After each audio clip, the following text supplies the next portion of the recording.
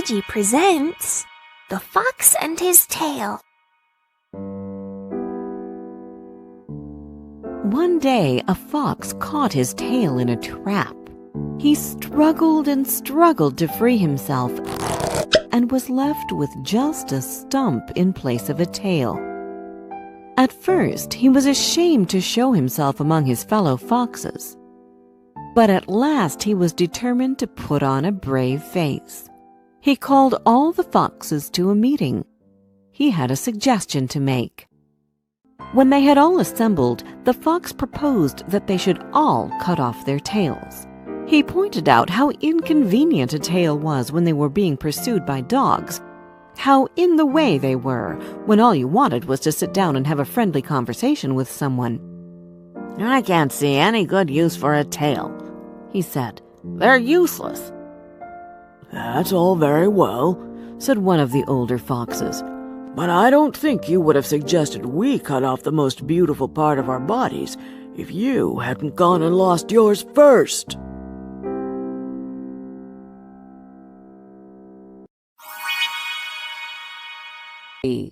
Once a poor couple lived on a farm. They had a goat, a cow, a hen, and a goose. One morning, the couple saw a golden egg in the goose nest. The wife said, "Surely the goose laid this egg." That day, the husband went into town and sold the golden egg to a goldsmith. The next day, the husband found another golden egg in the goose nest. He was very excited. Again, he sold the egg to the goldsmith.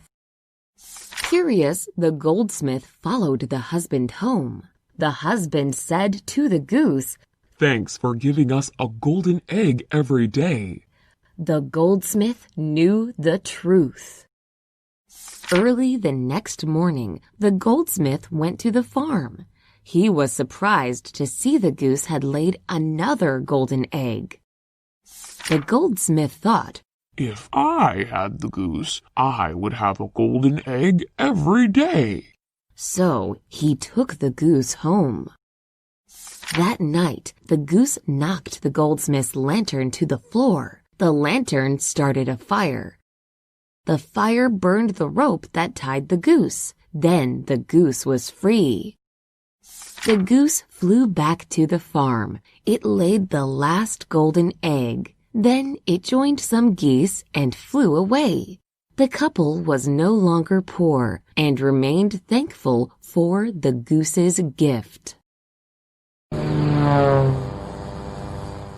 It's the ant and the grasshopper. It was a hot summer day. A grasshopper was lying in the shade relaxing from the heat of the sun when an ant passed by. The ant was dragging a huge seed in order to store it for the winter. Just looking at the ant made the grasshopper feel tired. "Ant, why do you work all day long? Why don't you sit for a while and sing a song with me?" he asked, and he took out his violin. "I am gathering food for the winter when it will be cold and there will be no food. It would be a good idea if you did the same," the ant answered. "Oh, Ant, why worry about the winter? There is plenty of food right now," the grasshopper replied. The ant walked away with his load, leaving the grasshopper playing his violin and singing. Winter came, and just as the ant had warned, Grasshopper had no food stored. So he went to the ant. "Hello again, Ant. I came to sing you a song in return for some food." "All summer long I was working hard while you were singing and laughing at me. As a result, I have a full tummy now, and you are hungry."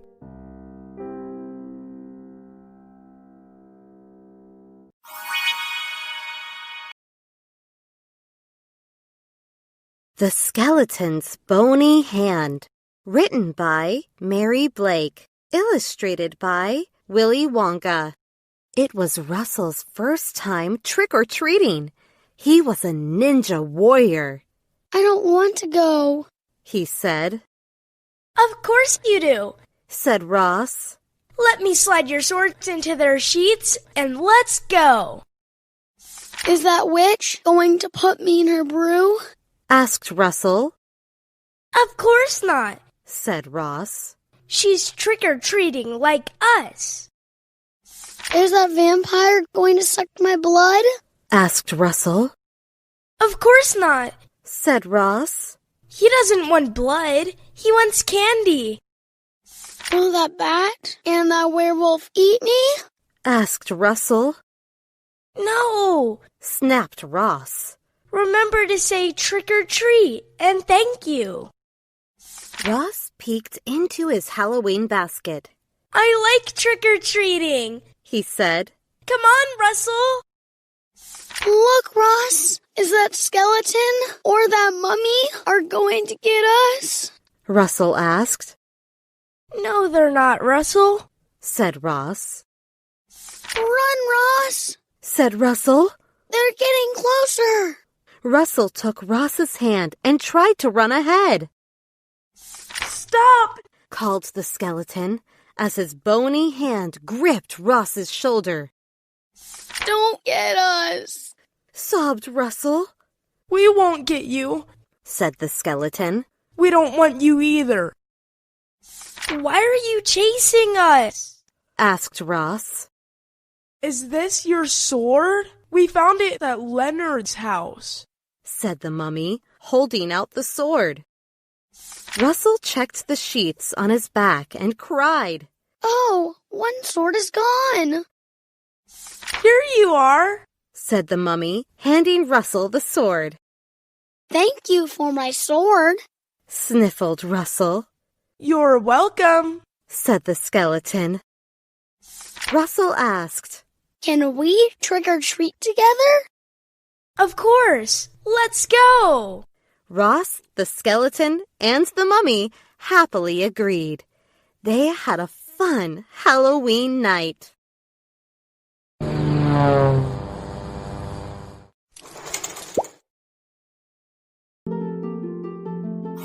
Tales with Gigi presents The Fox and the Grapes. One warm summer's day, a fox was ambling along, enjoying the sunshine. He came across a vine. Juicy bunches of grapes were hanging from its branches, ripe and ready to be eaten. The fox was thirsty, so when he saw the grapes, he wanted to eat them right away. Walking back a few steps, the fox took a run up and jumped and almost reached the grapes. I'll try again, the fox thought. He took a few steps back, counted to 3, and ran and jumped again. But he still couldn't reach the grapes. Third time lucky, the fox said, and jumped for a third time. But he still couldn't reach. He tried again and again until he became very tired and couldn't jump any more. The fox thought for a while, put his nose in the air, and said to himself, Well, I'm sure the grapes were sour anyway. It is not easy to like what you cannot get.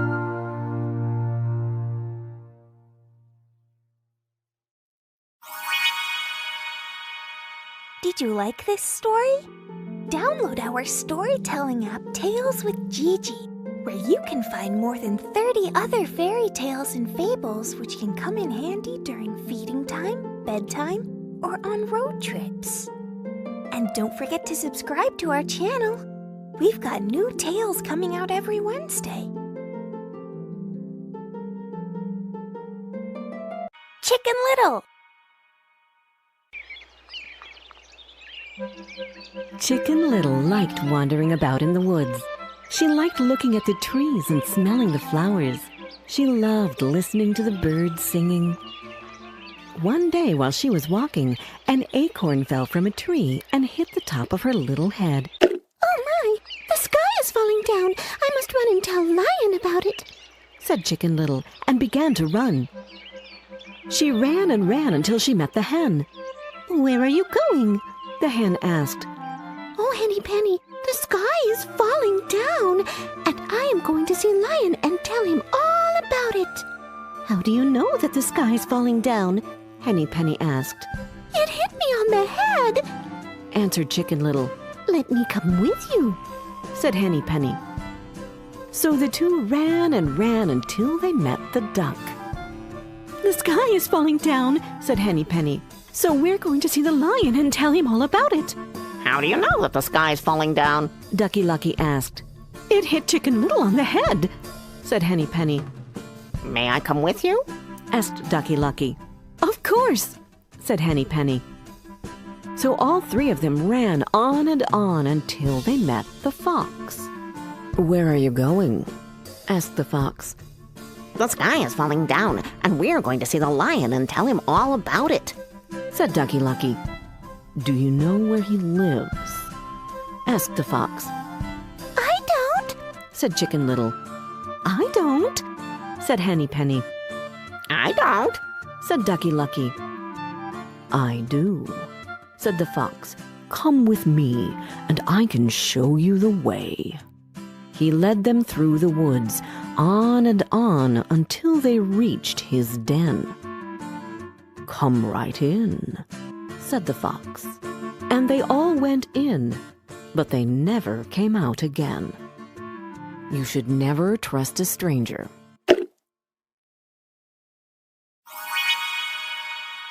Fox and the Stork.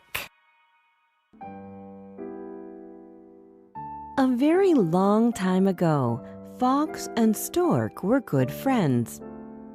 One day, the fox invited the stork to his house to have lunch together. When the stork arrived at the fox's house, the table was set for lunch. There were 2 bowls of soup. The fox started eating, but the stork couldn't even taste his soup because his beak was so long and the plate was too shallow. Why aren't you eating? Don't you like my soup? The fox asked his guest. It's good. I guess I'm not very hungry, the stork said. He left very hungry and angry. Soon the stork invited the fox to his home to have dinner. When the fox arrived, he saw that the table was set and 2 tall jugs of soup were waiting for them. What's the problem, Fox? Why aren't you eating? Don't you like my soup? The stork asked. But the fox didn't reply. He was angry that the stork served him soup in such a narrow jug that he couldn't get his mouth in. From that day on, the fox and the stork have never been friends again. During the weekend, I help my mom do the housework. I help my mom clean the window. I help my mom wash the dishes. La la la.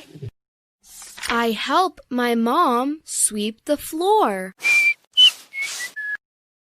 I help my mom take out the trash. I help my mom hang up the laundry. I help my mom water the plants. La la la. I help my mom do the cooking. My mom is happy. I am happy too.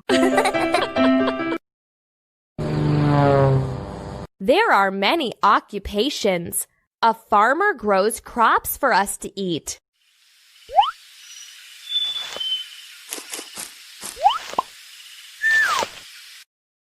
A gardener trims hedges and cuts the grass.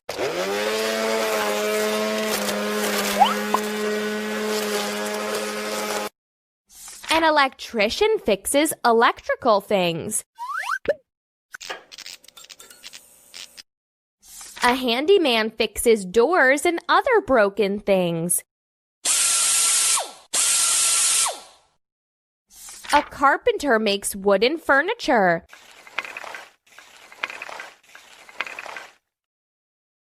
A seamstress makes clothes to wear. A doctor helps sick people get better.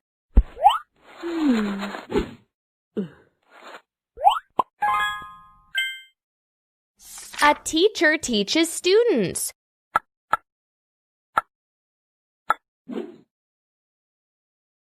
Who do you want to become when you grow up?